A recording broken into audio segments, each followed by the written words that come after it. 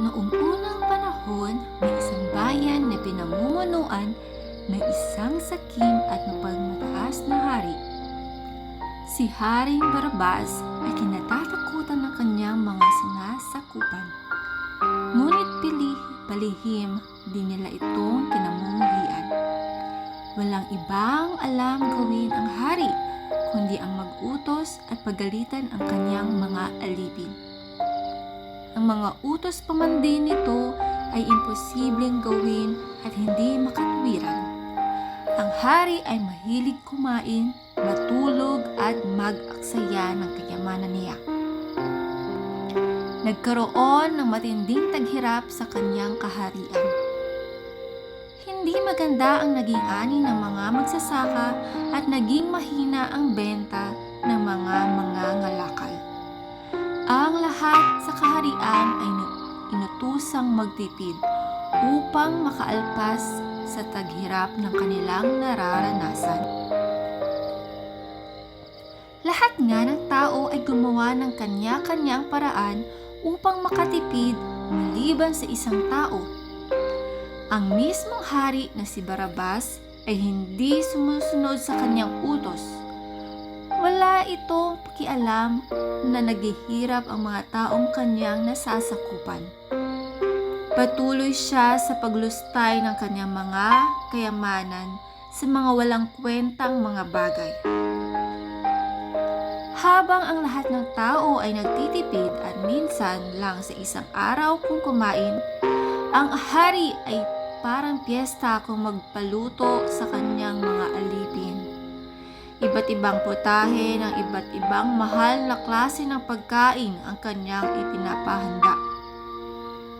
At ang basakla pa dun ay siya lamang ang kakain ng mga pinaluto niya. Maski sobrang mga pagkain ay hindi niya niyayaya ang kanyang mga kasambahay o ang mga taong bayan na saluhan siyang kumain. Ang mga hindi niya maubos ay hinahayaan lang niya hanggang sa tuluyan na itong masira at hindi na pwedeng makain.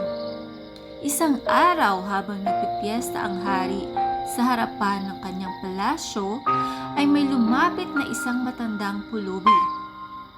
Humingi ng limos ang pulubi maski pagkain na lamang pantawid sa kanyang gutom.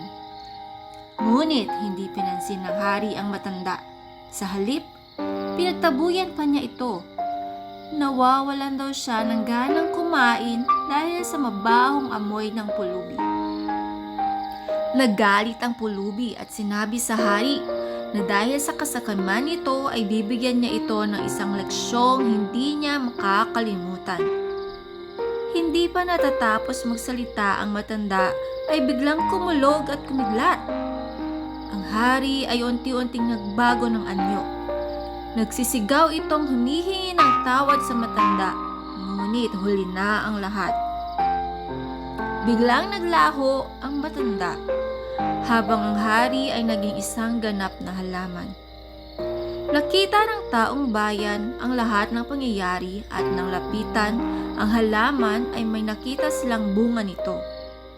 Ito ay bilugan at may koronang nakapatong. Ito na nga ang kanilang hari na si Barabas, na dahil sa kasakiman ay naging isang halaman.